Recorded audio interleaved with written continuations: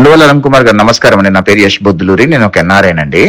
ఇవాళ మీ press meet చూశాను. మీ press meet లో మీ బీద ఏడుపులు, ప్రజల్ని నమ్మించే వైఖరిని, మీ కళా పోషణ అన్ని చూసిన తర్వాత నాకు ఒక మాట అనిపించింది, ఒక చెప్పాలనిపించింది.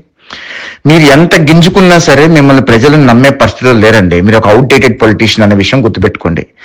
మీడియా ఛానల్స్ కూడా మీ ముందుకు వచ్చి మైక్ గొట్టాలు ఎందుకు పెడతారంటే ఏదో వాళ్ళకు కూడా కొద్ది గొప్ప వ్యూస్ వస్తాయి, టీఆర్పీలు వస్తాయని మాత్రమే పెడతారనే విషయం మీరు గ్రహించండి. ఒక డీజీపీ స్థాయి అధికారిని అరెస్ట్ చేసి జైల్లో పెట్టడం ఏంటని అడుగుతున్నారు కదా.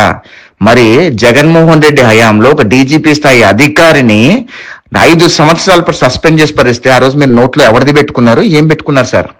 అడగాలనిపిస్తుంది. ఎందుకంటే మీరు ఒక వైసీపీ పొలిటికల్ ఏజెంట్ గా వ్యవహరిస్తున్నప్పుడు మీతో ఇలానే మీకు అర్థమయ్యే భాషలో మాట్లాడితేనే మీకు అర్థమవుతుంది అని నేను అనుకుంటున్నా. కాబట్టి మీకు ఈరోజు ఈ వాయిస్ సందేశం పంపిస్తున్నా. అదేవిధంగా మీరు ఒక ఆంధ్రప్రదేశ్ రాష్ట్ర ద్రోహిలాగా వ్యవహరించడం మానేయండి సార్. ఎందుకంటే 2014 నుంచి 2019 వరకు చంద్రబాబు నాయుడు గారు ముఖ్యమంత్రి హయాంలో ఉన్నప్పుడు ఒక మందు బాటిల్స్ ఇక్కడ దగ్గర పెట్టుకొని ఇది రూపాయి 100, 200, ఇది 500 అని చెప్పిన వాళ్ళు, మరి జగన్మోహన్ రెడ్డి హయాంలో ఇంత పెద్ద లిక్కర్ స్కామ్ జరిగితే మీరు ఎందుకు బయటకు వచ్చి మాట్లాడలేదు? ప్రజలు ఎవ్వరు చూడట్లేదు, గమనించలేదు అనుకుంటున్నారా? మీరు కనుక ఇలానే వ్యవహరిస్తే కొద్ది రోజుల తర్వాత ప్రజలు మీరు రోడ్డు మీదకి వస్తే చెప్పులతో కొట్టే ఆస్కారం కూడా ఉంటుందండి. దయచేసి ఒక్కసారి ఆలోచన చేయండి.